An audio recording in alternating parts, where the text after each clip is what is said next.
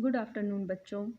आज हम सब बीएड सेकेंड सेमेस्टर के यूनिट सेकेंड के बारे में, जो हमारी वैलिडिटी है उसके बारे में हम लोग अध्ययन करेंगे।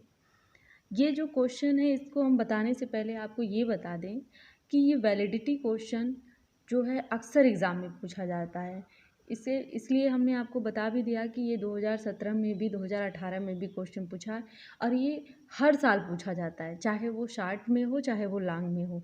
इसलिए हम आपको बता देते हैं कि अक्सर कैसे क्वेश्चन पूछा जाता है कि किसी परीक्षण की वैधता से आप क्या समझते हैं। किसी परीक्षण की वैधता से आप क्या पूर्व समझते हैं, ये 2017 में क्वेश्चन पूछा जा चुका है और 2018 में भी ये पूछा गया है कि वैधता से आप क्या समझते हैं। वैधता के निर्धारण की विभिन्न विधियों और प्रकार भी पूछा जाता है। मैंने ये चीज़ें आपको पहले बताया भी था और शायद मैंने आपको ये चीज़ें दी भी थी, तो लेकिन इसमें बहुत सारी कमियां रह गई थी जो मैं आज आपको इस त्रुटियों का संशोधन करके मैं आपको बताती हूँ। और बहुत सारे ऐसी चीज़ें हैं जो आप इसमें वैधता के बारे में नहीं जान पाए और आपने क्लास में इसको पढ़ा भी नहीं था। तो पहले हम आपको बता दें कि ये विश्वसनीयता, बाद में पहले हम वैधता के बारे में बताते हैं। तो विश्वसनीयता जो होता है किसी भी परीक्षण का, कोई भी परीक्षण हो, कोई भी टेस्ट हो, एक अनिवार्य, एक इम्पॉर्टेंट फैक्ट होता है। इसके बिना कोई भी चीज़ें पूरी नहीं होती हैं। जैसे हम यह कह सकते हैं कि कोई परीक्षण जो होता है, कोई भी टेस्ट जो होता है, उसका कोई ना कोई उद्देश्य बनाया जाता है और फिर हम ये देखते हैं कि उन जो उद्देश्यों की पूर्ति, जो हम टेस्ट बनाए हैं और जो उद्देश्य पाना चाहते हैं, क्या वो उद्देश्य की पूर्ति कर रहा है या नहीं कर रहा है। अगर वो कर रहा है तो वैध है, अन्यथा वो वैध नहीं है। तो हम इस वैधता में ये जानते हैं कि किसी भी परीक्षण में कितनी शुद्धता है, कितनी सार्थकता है, कितनी विशिष्टता है, कितना सामान्यता है, ये सारे उद्देश्यों का मापन कौन करता है? वैधता करता है। कौन करता है? वैधता ही करता है।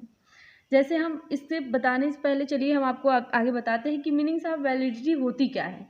परीक्षण का निर्माण किसी न किसी उद्देश्य को दृष्टि में रखकर किया जाता है। जैसा मैंने आपको बताया भी, कोई परीक्षण इस उद्देश्य को जिस सीमा तक सफलतापूर्वक मापता है, उसी सीमा तक वह वैध होता है।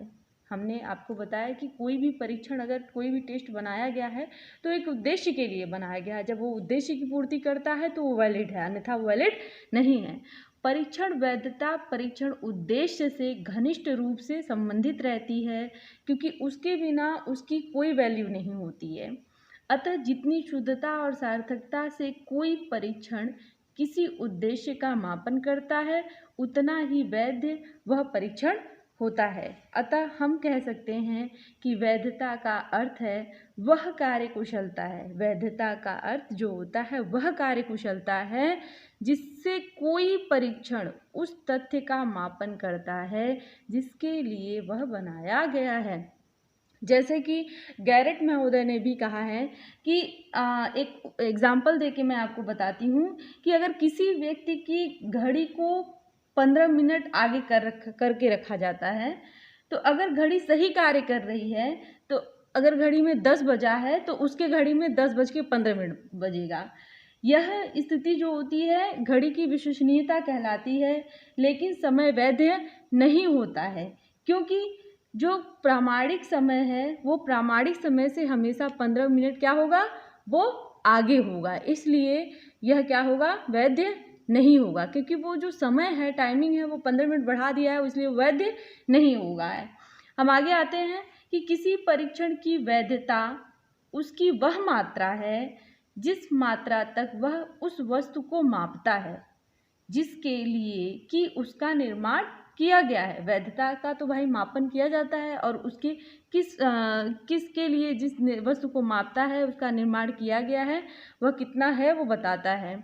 परीक्षण की वैधता हमें बताती है कि आप परीक्षण हमारे उद्देश्य के लिए सही वस्तु मापता है। कोई भी परीक्षण 100% पूर्ण वैध नहीं होता, पूर्ण वैलिड नहीं होता है। कोई भी ऐसा परीक्षण नहीं होता है जो पूर्णतया वैध हो। उसमें कुछ न कुछ परसेंटेज में, कुछ जैसे 95% तो वो वैध माना जाता है। अतः यदि कोई परीक्षण उच्च मात्रा में वही मापता है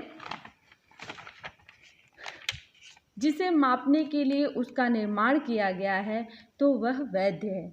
कोई भी जो उद्देश्य की पूर्ति होती है, कोई भी मापन हो, कोई भी परीक्षण का टेस्ट होता है तो उसके लिए एक हमारा उद्देश्य बनता है। उस उद्देश्य की पूर्ति के लिए हम वो चीज़ें फॉलो करते हैं। जैसे हमारे आप लोगों को बता दें कि बीएड में माइक्रो टीचिंग हमारा फर्स्ट सेमेस्टर में है, सेकंड सेमेस्टर में माइक्रो टीचिंग, जिसमें हम क्या करते हैं, प्लान बताते हैं। प्लान क्या, सूक्ष्म शिक्षण। माइक्रो टीचिंग मतलब सूक्ष्म शिक्षण, जिसको एलन और रियान ने सूक्ष्म शिक्षण को ये लेसन हमारे बीएड में सेमेस्टर में ले आए हैं। वो क्या होता है कि उसमें 5 से 6 मिनट तक बच्चों को हम क्या करते हैं, टीच करते हैं। उसी के अकॉर्डिंग हम उनको, उसके अंदर जो सारे कंपोनेंट होते हैं उसी के अकॉर्डिंग हम पढ़ाने का प्रयास करते हैं, उनको बताने का। और लास्ट में जब हम थर्ड सेमेस्टर में जाते हैं तो हम उनको पूरी प्लानिंग बताते हैं।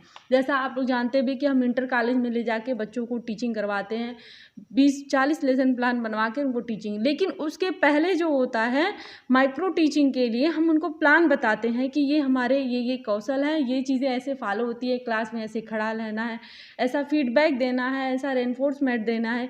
ये सारी चीज़ें हम बच्चों को बताते हैं।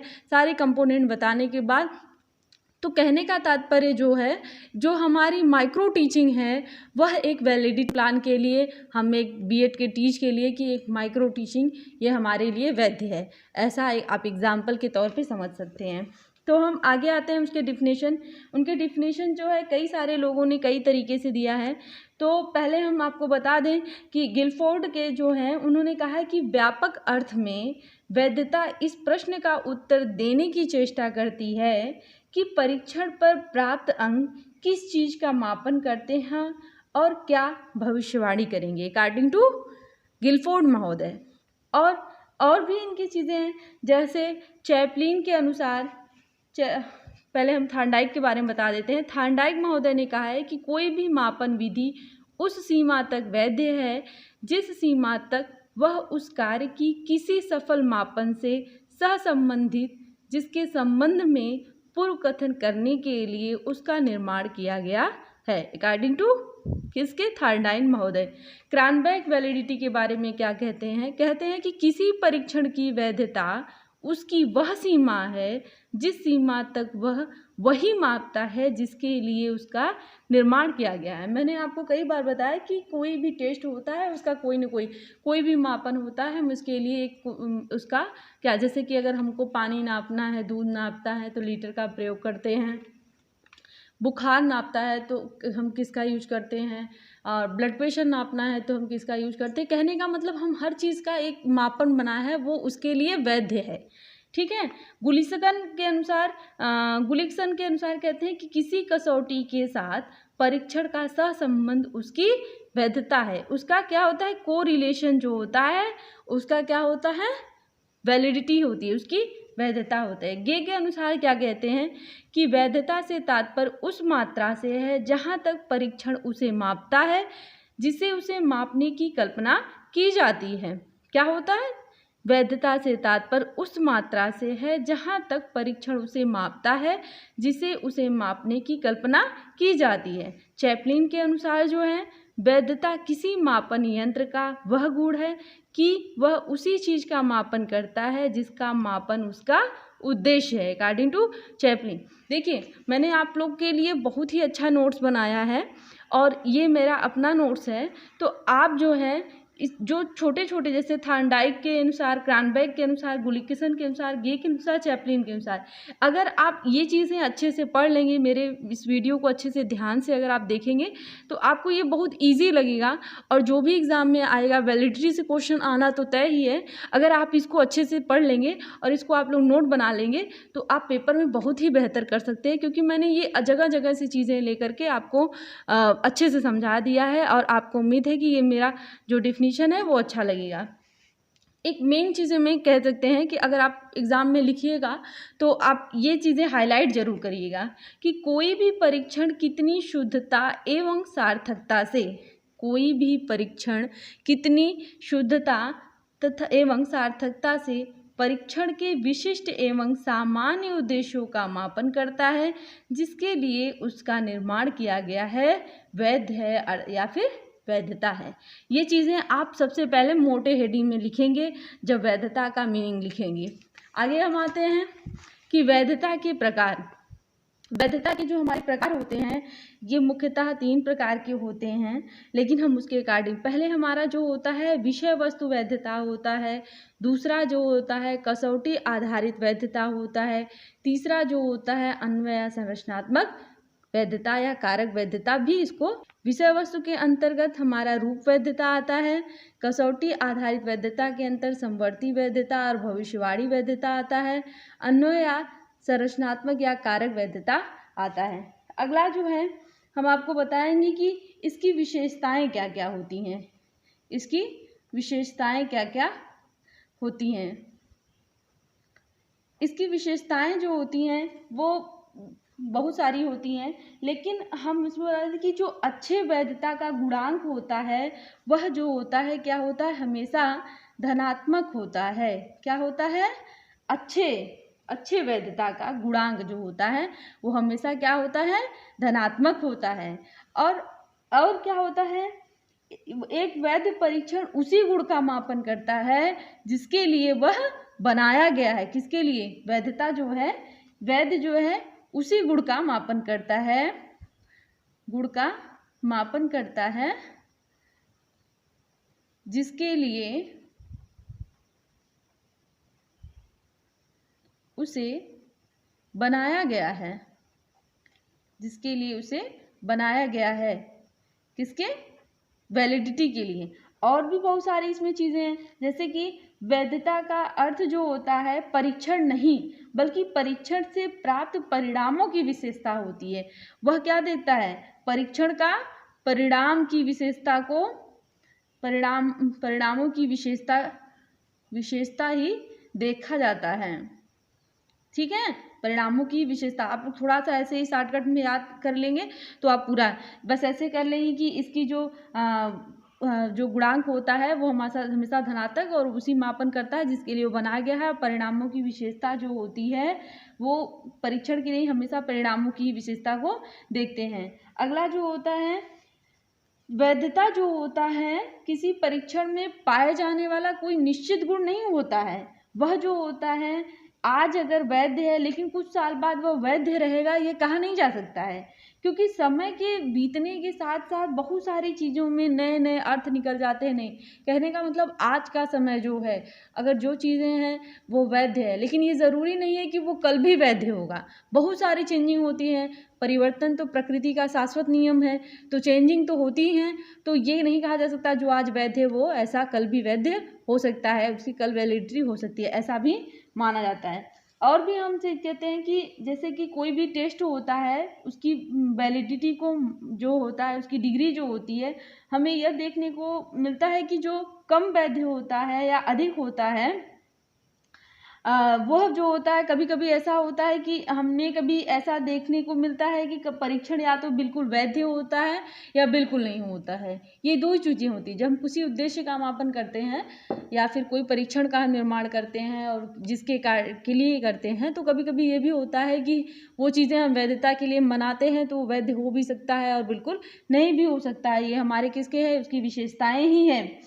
और हम ये भी देखते हैं कि वैधता का जो एक प्रकार का जो गुण होता है वह क्या होता है, हमने आपको बताया भी था कि सहसंबंध गुणांक भी होता है। क्या होता है? सहसंबंध गुणांक भी होता है। तथा ये जो गुणांक परीक्षण होता है किसी कसौटी के बीच से ही निकाला जाता है। ये हमारा जो वैधता है, ये वैधता को पहली बात आप लोग अच्छे से पढ़ेंगे, पढ़ने के बाद उसके टाइप्स और उसकी डिफिनीशन पढ़ेंगे, उसकी जो मीनिंग्स है वो पढ़ेंगे और उसके उसके टाइप्स को, तो इसको तो आप एग्ज़ाम पीरियड में लिखना आपका ज़रूर, क्योंकि अगर आपके क्वेश्चन में अगर आ जाता है कि वैधता है तो वैधता के इस चीज़ को आपको तो लिखना ही ज़रूरी है, क्योंकि आपको किसी डायग्राम से किसी फिगर से ही ज़्यादा से ज़्यादा नंबर कलेक्ट होता है। और लर्निंग असेसमेंट में तो असेसमेंट ऑफ लर्निंग में भी तो ये सारी चीज़ें बहुत ही ज़्यादा टफ है और रिएबिलिटी और वैलिडिटी तो बहुत ही ज़्यादा इंपॉर्टेंट है। ये एग्ज़ाम में पूछा भी गया है और विगत वर्षों में भी हर बार पूछा जाता है। तो आप लोगों से यही है कि पहले आप लोग जो है पहले इसकी मूल चीज़ों को जानिए कि वैधता क्या है। मैंने आपको जैसा बताया कि वैधता का अर्थ क्या होता है, वैधता की परिभाषाएं जो हमने 5-6 आपको बताए हैं उसको आप देख लीजिएगा। वैधता के जो प्रकार होते हैं उसको अच्छे से देख लीजिएगा। फिर वैधता की विशेषताएं जो होती हैं उसको अच्छे से देख लीजिएगा। और ये बहुत ही ईजी है, लेकिन आप ईजिली अगर इसको पढ़ेंगे, जो मैंने आपको बताया है बहुत ही साधारणतः बताया है। ये अक्सर अगर विस्तृत क्वेश्चन में पूछ दिया है तो वो लघु उत्तरी में आपको पूछना निश्चित है। अगर लघु उत्तरी में पूछा है तो विस्तृत में पूछना, नहीं पूछा है तो विस्तृत में ज़रूर पूछिएगा। इसलिए आप लोगों से मेरा यही है कि आप वैधता को बहुत अच्छे ढंग से पढ़िएगा और ये आपके एग्ज़ाम में श्योरली आएगा। इसके लिए आप लोग एकदम प्रिपेयर रहिए कि मुझे ये क्वेश्चन आना ही है और मुझे ये चीज़ें पढ़ना ही पढ़ना है। तो हमको उम्मीद है कि आप लोग जो मैंने बताया है कि आप लोग को समझ में आएगा और आप लोग इसको तैयार कर लेंगे। इसकी आगे जो हम इसके टाइप्स हैं हम इसको बताएंगे, अगले वीडियो में आपको बताएंगे। तब तक के लिए धन्यवाद।